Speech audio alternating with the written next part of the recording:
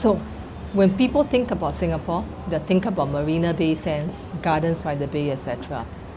That's not wrong, but I think the real story of Singapore lies in where people live, where real people live in real communities. So, in today's video, we're going to check out a local neighborhood in the city. So the estate that you're seeing now is called the Everton Estate. So this is one of the earliest estates in Singapore. It was built in the 70s. So making this around about more than 50 years. But I say it looks pretty well maintained, don't you think? So the early housing is characterized by the long corridors that you can see through here. Let's go up to one of them. Let's go upstairs. So you can see these spaces, there's no security. You can go up. But these are very safe neighborhoods. So, okay, and you see this apartment is doing some gardening. Okay.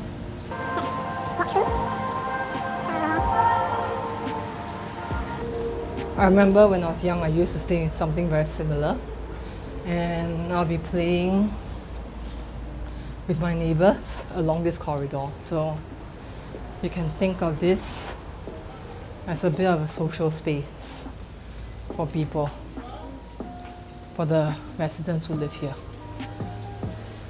So near the end of the corridor, and let's head down, shall we?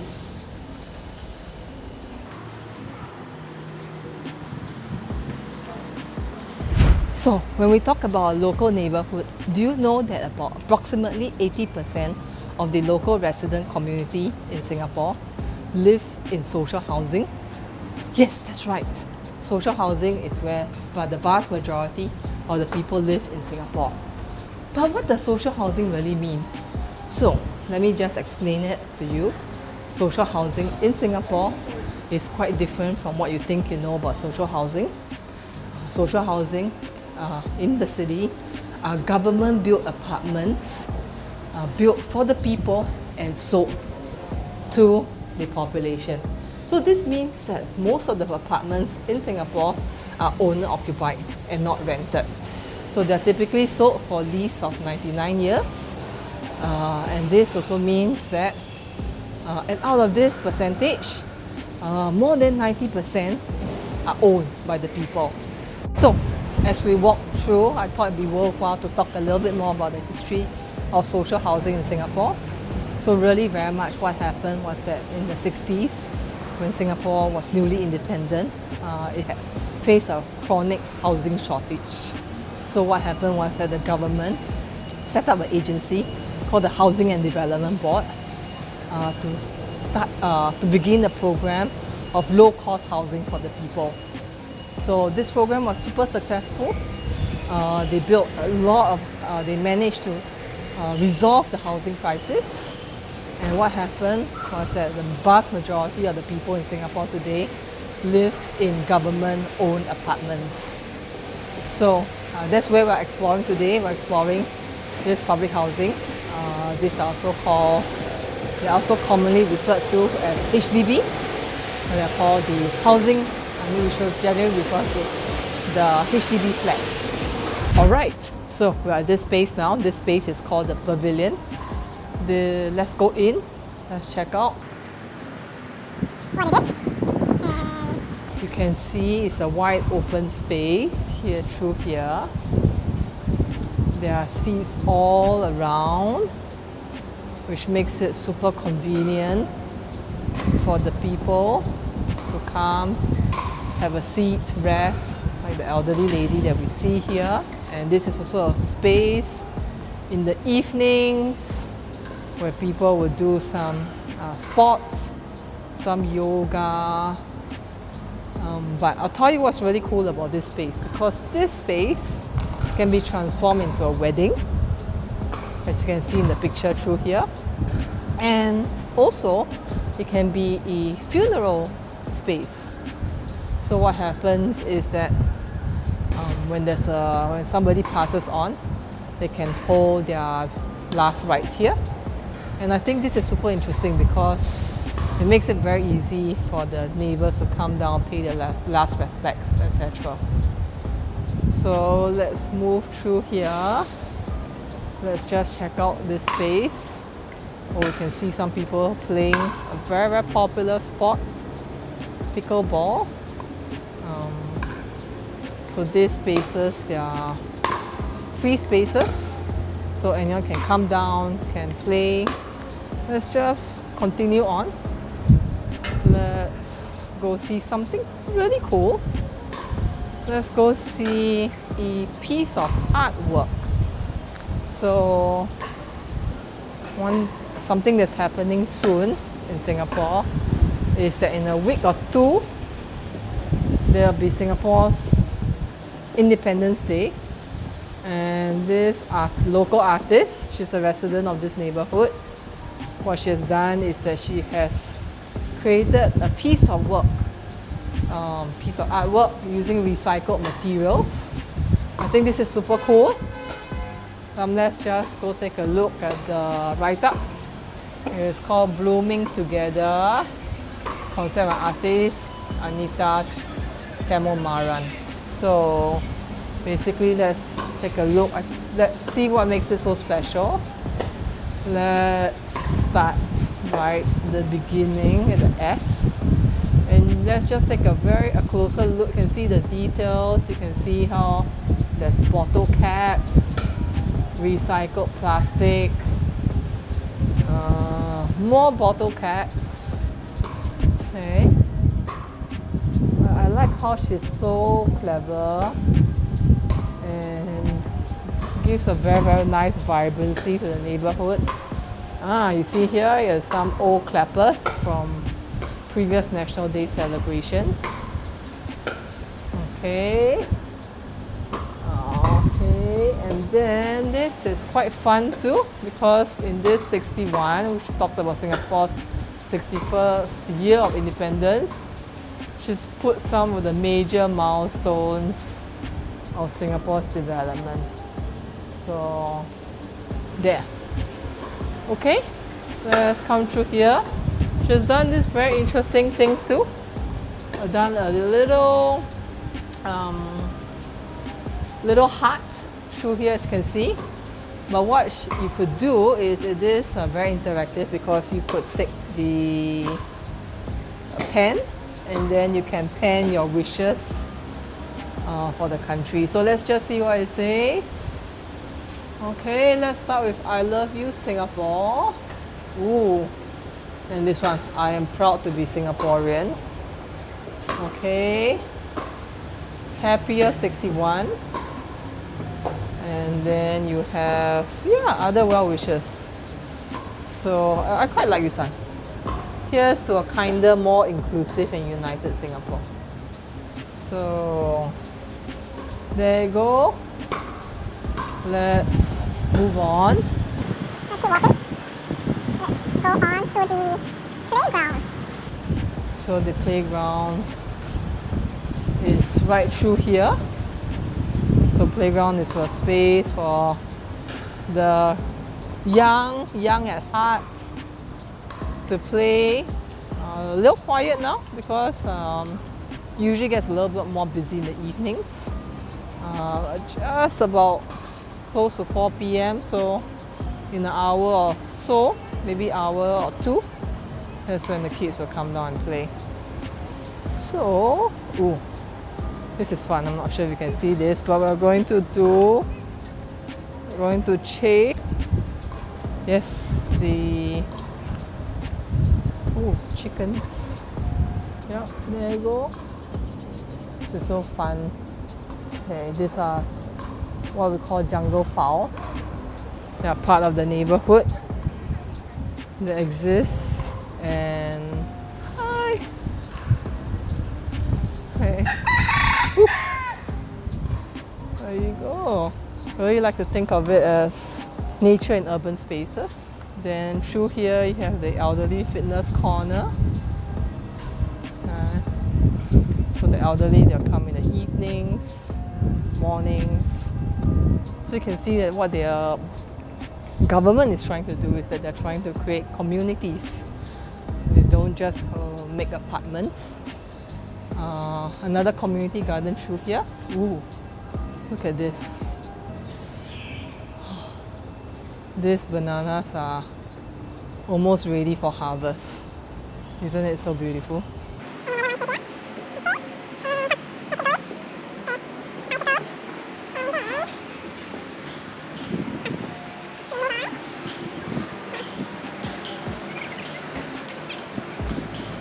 Over through here, you can see this is quite interesting. Not many people know that. This is a burner. And then we have a school through here. So really very much this is one of the government schools in Singapore. So really very much kids have, at least children in Singapore, have to go through mandatory education of 10 years. So this is a primary school, so from the age 7, and then they finish 6 years before going to secondary school. Let's just keep walking. One thing which I think is really interesting, not just here, but you also see this all around Singapore, is the amount of green spaces. So it might be very humid in Singapore, but a lot of this green gives us shelter. I think it makes the city a lot more beautiful.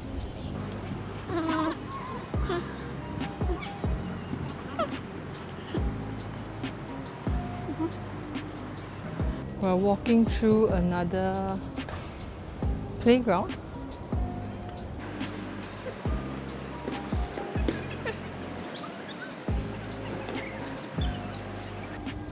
And so you can see all these community spaces, they are free to use. Anybody can come down any time of the day. So you can see someone setting up cots. We will go to another community garden. I think this is quite fun because this community garden is just underneath a link bridge. Ooh, I think it's so beautiful. Come, let's just take a look. A lot of this space is actually managed by the residents in the neighborhood. What happens is that they come in the mornings and the evenings. Come, let me show you something. See, there you go. So it's managed by the Green Fingers Interest Group. So this has a very interesting backstory because what happened was that this space used to be dead space. And it wasn't until the pandemic that came through that some people started doing a bit of sport gardening. More and more people came by, and then it has become the garden you see today. So you see, we see some eggplant. That's so cool, right? Let's see what else we can find. Another eggplant. So all this harvest will actually be distributed to the neighborhood. So what happens is that every once in a while there's a WhatsApp channel. You can register. They say, okay, well, we have some things for harvest. Register your name, put it down, and then it's also a time for the community to come together. So here you go, another banana plant. This time with the flower. Ooh, so beautiful looking, right? So, all right, come. Let's head up because there's something quite cool upstairs. Okay, so we're going up this link bridge. This link bridge actually connects the two estates. The estates that we're in just now and the next one. And you can see it's a really convenient way for the residents to move in between the two estates. This estate that we're going to is a little older than the previous one. You can see a whole range of very interesting shops. Let's come through.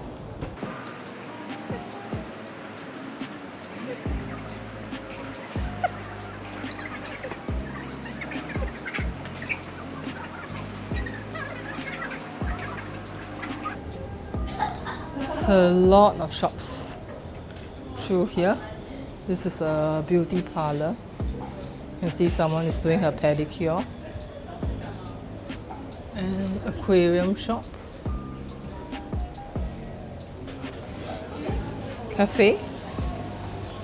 And then let's go to this one. This is the place that we're going to. It's a very, very popular space. It is a coffee roastery, just by the sheer number of people hanging out here.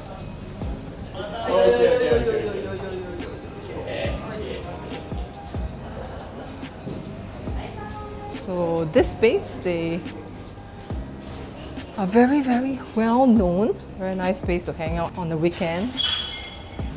But I really like to talk about the shops downstairs because these shops, they exist to serve the community, to serve the residents here.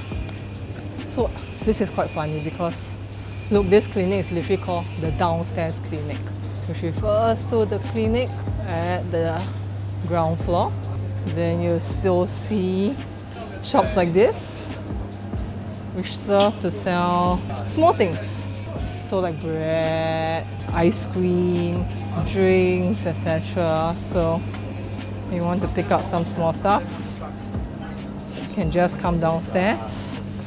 You don't have to go to the supermarket. But we're going to somewhere just straight ahead.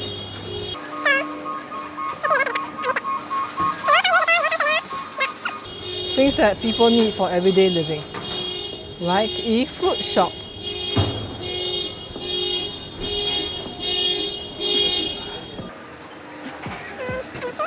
Healing hands, boba shop, and then provision shop.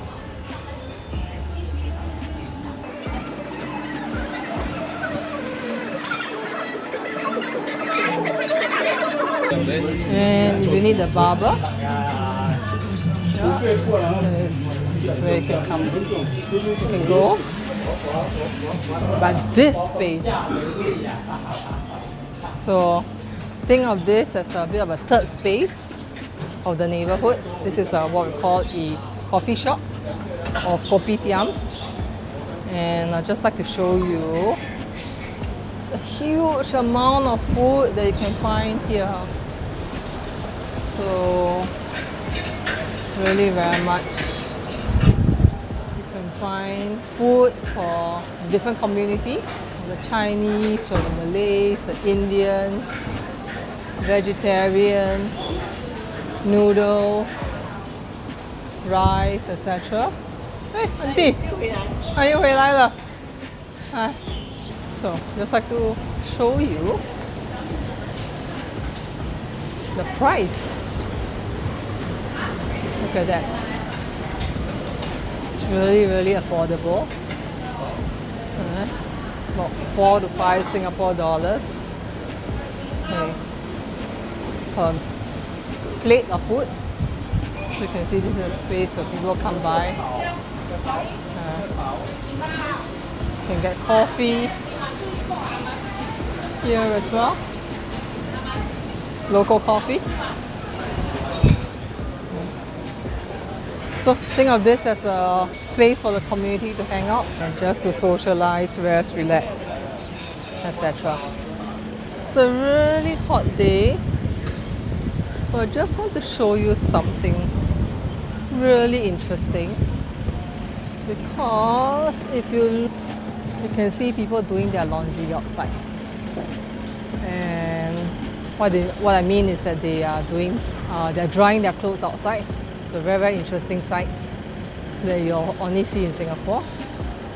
So I think that's pretty nice because it shows you that real people live in this neighborhood. Let's go see another one. Because today is a really hot day, so you can see everyone drying their clothes outside. So I think it's really sustainable, don't you think so? Because you just put it out a few hours and your clothes will be dry. So come. This one, you can really see what I'm talking about.